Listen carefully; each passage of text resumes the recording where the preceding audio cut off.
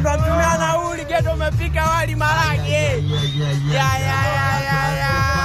Tulipoishia nauli aje anailisha safari kupika wali marage na umetandika tayari.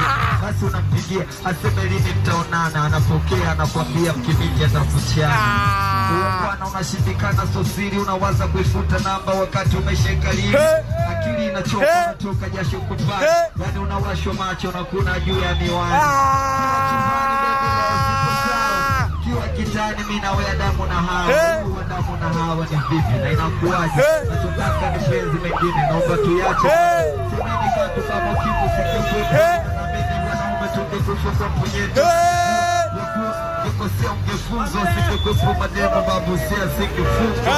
Kwenye biti na dodoka kwa bingo ameshakuja kapuko tu wa machimbo. Kamera samu mwana naendelea kufunga kama hivi na kaza bila kuchoka.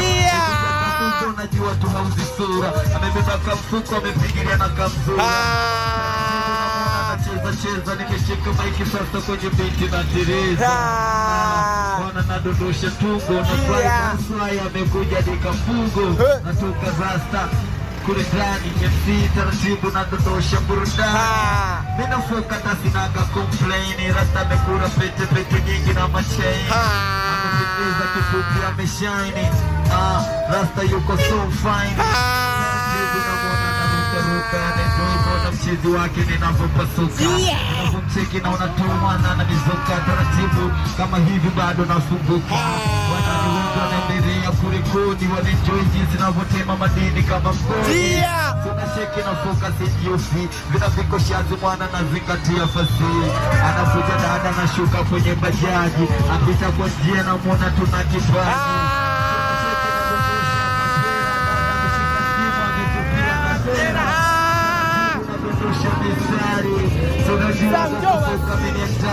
Mistari ni mingi naendelea kuwatemea wanenjoy tu marasta pande za abisnea.